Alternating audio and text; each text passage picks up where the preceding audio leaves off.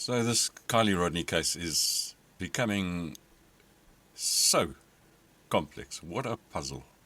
What an absolute puzzle. And I'm going to try and make the puzzle pieces fit because there's so many red herrings and false pieces of information being released. There's so many red herrings. It's more red herrings than you would get on a fleet of Spanish trawlers. What the fuck is going on here? Why is everyone silent? Why is the law enforcement authority in the United States saying nothing? Why are the true crime, the so-called true crime YouTube channels, not mentioning anything suspecting foul play? And when they do, it is so tame and lame and always qualified, but it is probably an accident. And people are just running down rabbit holes trying to fit information to their little pieces of evidence. Well, sorry for you. This is not a 1,000-piece puzzle. This is reality. And there are thousands upon thousands of pieces of information surrounding this case that you will not be able to sweep under the carpet while you punt your stupid, mind-blowingly dumb true crime channels with your stupid super chats and your stupid merchandise. You sicken me, you're disgusting. This girl's blood is stained on your souls, and you will answer for it. You are filthy, disgusting lowlives. I have no respect for you. What a filthy, filthy thing has happened on YouTube. True crime community. They're all involved with each other. They're only interested in making money. They couldn't give a hoot about anything else. They're disgusting.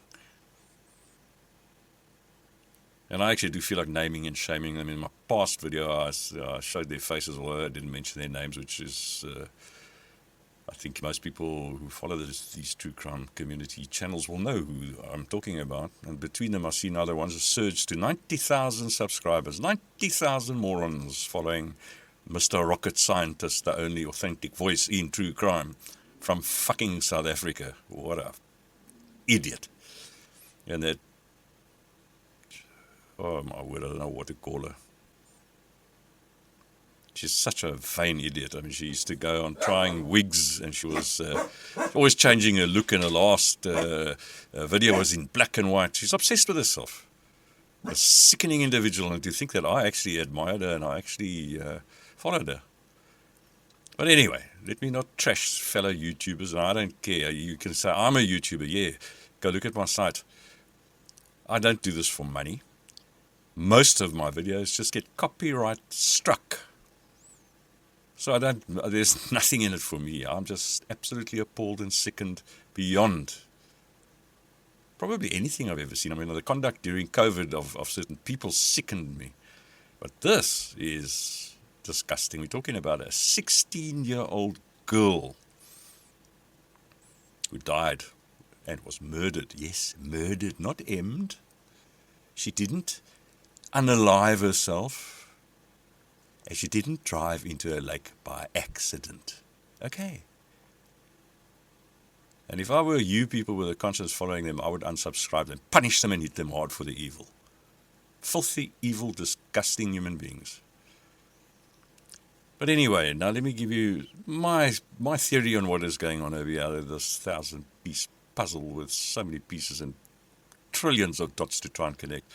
I'm going to keep it simple. At the moment, this is based on what I have as information and being able to process what I think has happened in this case. This 16-year-old girl, very dynamic, very bright, very pretty. She graduated from school in grade 12, 2 years younger than usual, at the age of 16. And she's so intelligent and so far advanced. She was going to medical school next year, and she hung out with people older than she is because she's bright. Was a very exceptional student, apparently. Now, I grew up, and we had a youngster, and I won't mention his name, Grant. That's as far as I go. And he joined us, he was much younger. He was about 9, 10, and we were already in the 12, 13, 14 bracket. And he was considered a nuisance when he moved into the neighborhood, and he couldn't integrate into our age group. There was quite a few of us, about 8, 9, 10 of us, all around about the same age. And then this little mushroom came along, and he wanted to be with us, and he was a nuisance, but he had tenacity. He just wouldn't give up. He just wanted to be with us. And as much as a lot of people ridiculed him and told him to piss off, it actually got quite bad.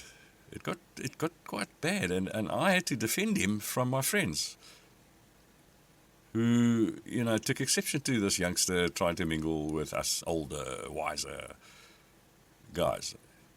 And he was hiding to nothing because we played soccer all day and that type of thing. And, him being smaller, they would foul him and boot him and knock him over. And as I say, I had to protect him. And he got up and dusted himself off and just carried on. Became a great sportsman eventually, a really good sportsman. Played cricket at a very high level and also played, I think, soccer at a high level eventually. Or rugby, I'm not sure. But anyway. So it happens. It happened in my time, decades ago. But the only difference today is we were innocent. We grew up innocently. We were outdoors. We played football. We fished.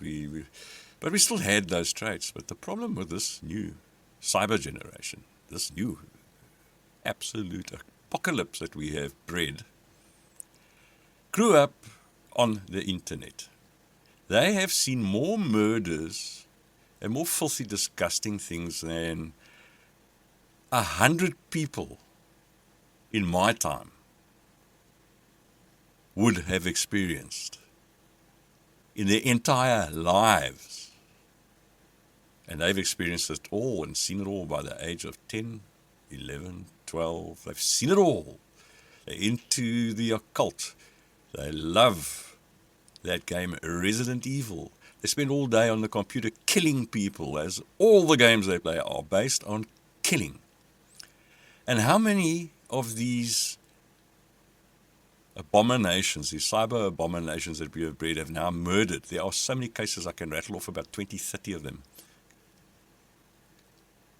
They're killing for fun, to feel what it feels like, the real deal. They've been killing all their lives on a computer. Now they want to feel the real deal.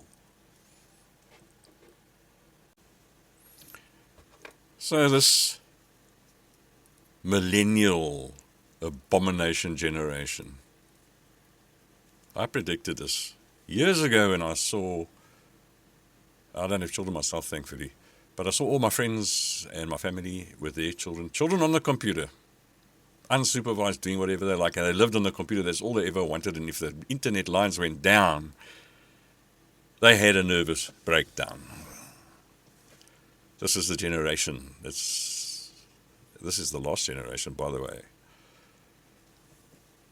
And everyone denies it. I'm a conspiracy theorist, of course I am. Yeah, no, I know that. Yes. That's 100% correct. I am a fucking conspiracy theorist. Time you became one, because I can tell you something.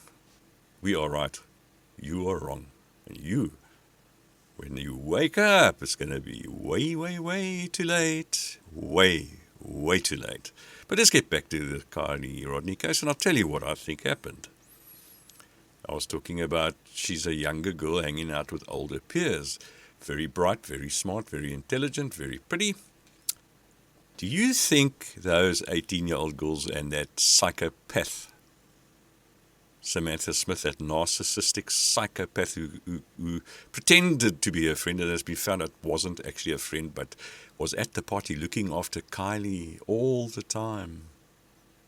Do you think she liked Kiely, a 16-year-old girl, being there, upstaging her brighter, prettier?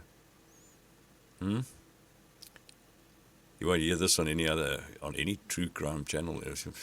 Probably none of them. I'm probably the only guy who would actually come out and say that absolutely direct as a fact. And I'll nail my colours to the mask and tell you that that is a fact. The kids today, I taught, just in case you're questioning my authority to be speaking, I taught them. I quit teaching in 2017. I taught from 2012 to 2017. For 5 years, I've taught this generation. I couldn't anymore.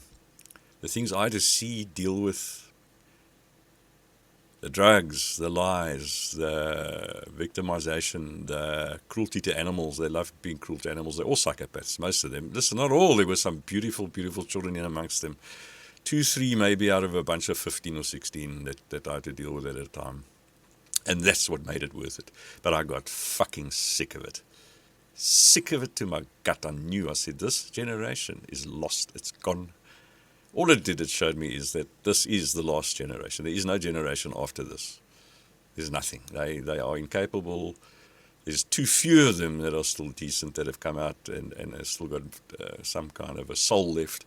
The rest of them are soulless, mindless psychopaths. And there are billions of them, particularly I'm talking in the West, particularly where children have grown up in the cyber time.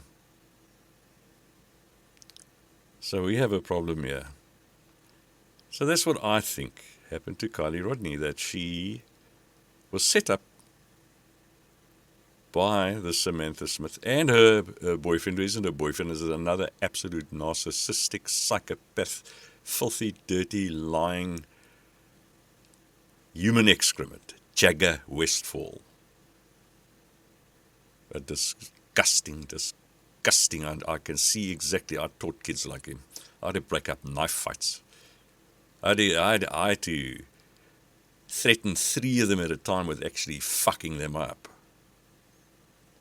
Challenging them. They, in the actual fact, wanted to fuck me up, beg your pardon. And I challenged them.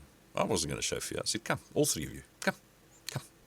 I'll take the 3 of you on. And that's what scared them off. And I was in woods at the time. I'd probably have been beaten up if I showed any fear.